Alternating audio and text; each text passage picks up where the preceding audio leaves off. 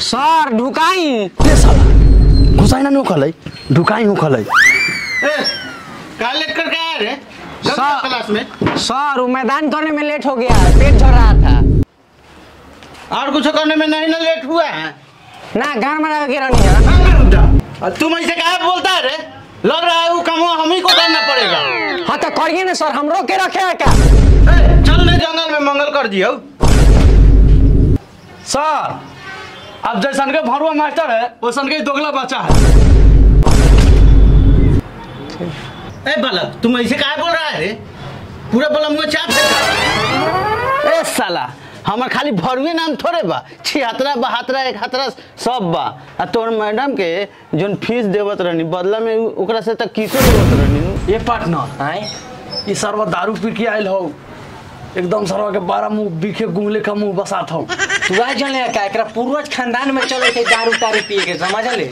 आई master थोड़े है रे, साला दोगला हो जोन अपन मैडम होत रहलो हनु, साला तो ओकरा के फीस देवे से रहलो जान ले, आ धीरे धीरे मिस लो रहलो। आय हां वही से मैडम जानू ना आवलो ना, एकरे सरवा के चलते नु भाग गेले रे। ओ यही से का नाम है भरुआ मास्टर। हां ठीक कहता है। ए साला तुम लोग हमारे बारे में का दोगलाई बतुआ रहा है रे? सर आप भरुआ है तो हम लोग दोगला ये बात ना बतियाएंगे। रुक टोनी, साला खैनिए खा ली ले तो टोनी के गांड फाड़त नहीं। सर दिया ना, हमरो मन करता। ए साला कौन सी मांगता रे?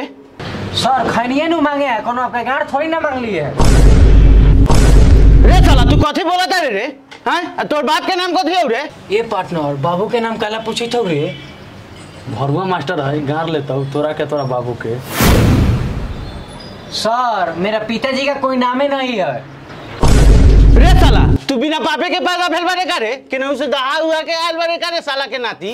रे साला तू तो भरुआ मास्टर के गांड में बांस पेल देले बारे। रुक साला 76 मास्टर के बोलावो तनी। दोस्त इनका के त गांड में बांसे काले बानी स और 76 मास्टर के बोलावई थवा, उंगरा का 76 को छेद कर जाई। ये पार्टनर वो 76 मास्टर से बस्ती के रहिए, उस साला जब क्लास में आवलो नु तो झाड़ुए लेके आवलो। अरे हमें ना दे कौन डेरा रही ओकरा से? हई जब भरुआ मास्टर के गांड में बांस कर देनी तो वो कौन खेत के मुड़ी हवा 76 नु आवे दे उंगरा के छेद कर दिया। हां ठीक है साला हमनी से बात के चल दिया नु, हई जब भरुआ मास्टर के छोड़बे ना करनी तो वो हमनी के सामने बार-बार। रे साला टोनी के ना सुधरबे लागता। ओ सर 76 सर आइए इधर जल्दी, आप ही संभालिए। हाँ सर का दिक्कत बा? ई लइकवा से हमर गांड में बांस कइले बा। करे साला तू सफाना सुधरबे करे? तोरा चलते क्लास में साला तू दुइयो का साला लइका बचल बा। साला तोरा देन बड़ा ससुर के नाती पूरा साला क्लास हम खाली करा देलो ई भांज लोग नाती तू। ए सुना ना, हमरे चलते कोचिंग के लेके खाली भेलो लड़वे कहलो का इतना खिसियाला, साले तोहरा सुगिए के बेल का देलो मारते मारते। साला तोरा साफा समझ में ना आवलो करे साफा दूर छोड़ पड़े आ छोड़ धो। अब माय गॉड भाई हमर ये लइका के चलते कोनो गोरा लइका नहीं खे जना। अरे मैं साले तेरे भाई अरे साला तू सुधरबे की सुधार दे दे हम आज के यहां चल छोड़। अरे बाप रे मारिए 76 सर मारिए मारिए साले को खूब मारिए। छोड़ दीजिए आज के बाद। गलती कर बे गलती कर तू करबे गलती साला चिन में नहीं करता साला झूठा नु खा मार के किडनी फोड़ देलो रे दादा। पार्टनर हां हम तो कहत रहनु कि 76 सर जी 12 मारल है, तो तू साला कहत रह 76 से के छेद फाड़ देनी, अब तोर छेद फाट गेलो। अरे मत पूछ साला बड़ा दुबला रे दादा, बुझाता है किडनी जुड़वावे के पड़ी। ए टिंकू हाँ कोचिंग में हम लेके आओ का कम हो जाई थोड़ी। सर कोचिंगवा के नाम चेंज कर दीजिए, नाम बढ़िया नहीं है। तुम्हें कौन ना कथी सोच के धो दिया? सर आप तो 76 सर जी हैं, एगो भरुआ सर जी।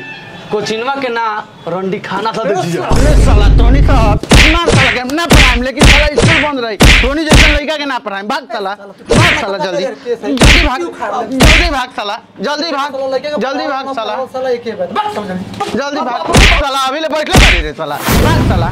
साले समझे में तो नहीं के नहीं खेबते था बांध रुपया दे में साला बाबू के नहीं घर फाटी था 2 साल से साला सका ढो के लिए होते नहीं हम 10 कट्ठा साला अपन जमीन बेच के बांध मास्टर के तो नहीं साला पेमेंट कर देनी हमें था। अब भरवे गिरी करी तरह सब सारा तोरे कारण बेल बटे था लड़का सब बकल बा लड़का सब सामने पापा सर तनी खैनी बना के खई हम। सर हम कहाँ कुछ कहनी है उ लइकवे खच्चर बा ओखनी से मंगबाई तनी दो खैनी तनी था तो बिगड़ी ना साला लइका वसा था आ बिहान कहि तनी बउआ रे तनी वही नीप ले आयो ना हम कहनी गाड़ में बांस कर दो पहले खाली बिहान से लइका ना आवे तो ओखनी के तो फरबे कनी तोरो कमी तो बुझ जाइए काती करम तो समझते होबो हे तू अपन स्कूल तू अपने पास रखलक बड़ुआ मास्टर चलन घरे ए जा जा तोरा लेखा मास्टर बहुत आई था समझला जब कोचिंग बात तो लइका बहुत आई